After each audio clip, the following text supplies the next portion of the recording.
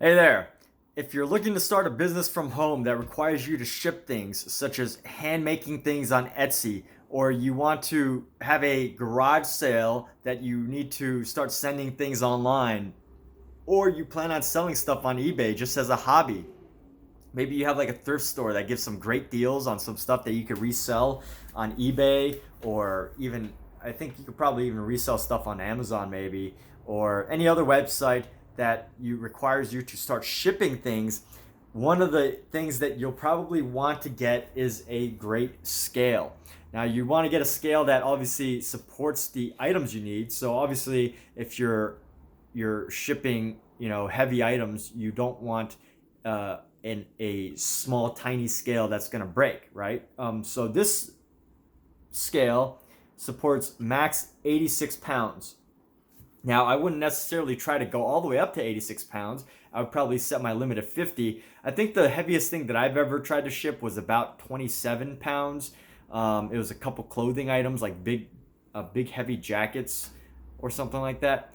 But anyway, um, or it was a heavy jacket and like some other items. Anyway, with that said, this is the Accuteck, Accuteck, as you can see right here, the Accuteck label printer. Here's what's interesting about the color. It's almost like a off pink to me, but I wanted more of a like, I think it was a goldish color or maybe a rose gold or whatever. But anyway, that's a color consideration depending on your environment. Maybe you have like a cute little office and you just want like the right colors. This is kind of like a cute color. I wasn't really expecting this, but I think it's a pretty standard color too. If you have like a office that needs to be like decorated or something. But anyway, color aside, this is exactly how it works. So there's a three there's three batteries. It operates on three AAA batteries. So underneath, you just pop this open and you got three AAA batteries right here. And it's pretty simple to operate. So as you can see, there's a window here. You can figure that out. And it operates, it has these two buttons on the side. Uh, one here that switches between, as you can see on the side right there, it switches between ounces or grams, kilograms, and pounds. So depending on your country, you can switch it to kilograms or pounds, or if you just decided to do either one. And I don't know exactly what this hold button does, to be honest. I think it's, oh yeah, I think it's a tear button. So here we go. Let me just quick demo for this. Oh yeah, one other thing that's really neat about this is if it has this pop open lid here. So if, say, you need an item that needs to be held or supported for whatever reason, like something that's got like a weird balance or something, and you want it needs to be like held or supported and kept inside. It might be like a big item or like something that keeps rolling around or falling over, or like, something else like a bag that needs to lean against something. Then this will help you keep it within this device.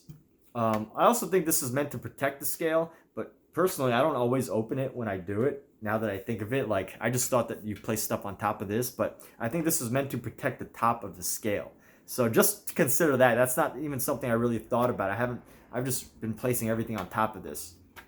So that said, fun little feature that I just thought about or just discovered that's probably already on it is that, this is just a cover, a nice little cover that you have to put on top of the scale so you don't scratch it. But also, if you have a big item that kind of like hangs off the side, having this thing, using this is awkward, but obviously, you can, it's flexible. You can use this one or that one. It doesn't affect the weight or anything because what's already on here is already considered part of the weight.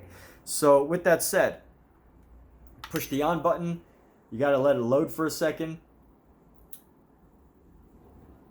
And then here we go. So it should be ready in a moment. There we go. And it's pounds. Now the reason why it might be weighing 4.4 or 0.8 pounds is because I'm not holding it steady, or I'm holding it, as opposed to just having it sit on an item. But here, what you can do is you can tear it and it goes to zero.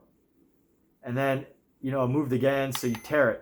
So what tear means, what the 0 0 or the 0 0 tear means, I don't know what hold means, but I don't even remember using that function. But what tear means is that, let's say you want to weigh something with a box, but you don't want to include the price or the weight of the box.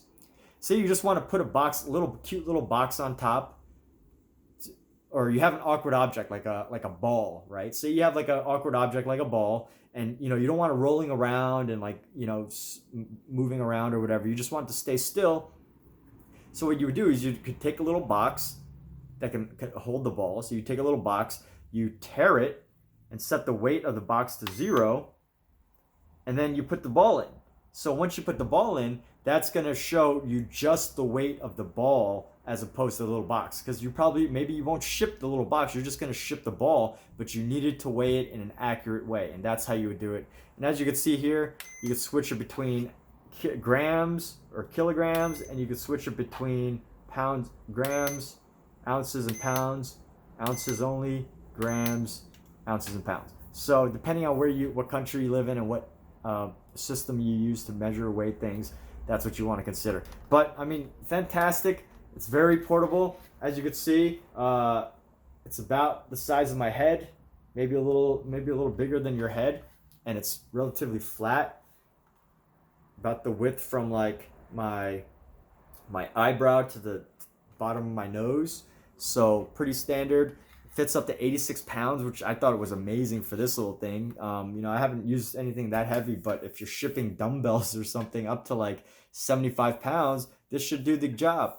And on top of that, you can fit quite a lot on here using the tear function. For example, I've had to fit some really bulky items that don't necessarily fit within the square, but even if it hangs over the edge a little bit, using like a box. So if you have a bunch of clothes, awkward shapes, right? You take a box, put it on top, tear it, make sure to set back everything to 0. I press the off button, but you tear it and set everything back to 0, and then you just have you don't have to worry about the weight of the box. You just dump the clothes in the box, and then it'll weigh just the clothes in the box instead of adding the weight of the box. So with that said, Accuteck, great little device here, handy device for just about the majority of light to medium weight shipments. I mean, anything above 86 pounds is going to be probably pretty heavy duty. You're probably shipping furniture or TVs or like large computers. So I can't imagine like what you, if you're starting a small home business or you're reselling items in general, you don't want to sell things that are too heavy anyway, because the shipping costs are going to start go up, especially if they cannot fit in a flat rate box. So real quick tip here, you got flat rate and then like paid specific shipping. So flat rate boxes, you can put just about anything into the box that can fit. If it fits in the box, then you get a flat standard rate and the weight doesn't really matter. But if you start to ship really bulky items, then you got to start thinking really heavy bulky items. You got to really start thinking about the costs and everything. And some of the best advice that I've gotten is to don't ship anything. Don't try to build a shipping business based on anything that's like over 50 pounds. Leave that to like the companies that are already doing it. I'm not saying not to, but it's just great advice. Like if you go out to garage sales, estate sales, thrift stores, and you want to resell things, some of the best things to resell with the best bang for your buck, if you purchase them, whatever, are going to be things that are lightweight, that have a high resale value, and obviously you don't have to pay that much for them. And the high resale value is going to ultimately help with the cost of the shipping and all that, depending on who pays shipping. Sometimes the other party pays shipping, sometimes you have to pay shipping. It's competitive now, so a lot of times shipping needs to be included.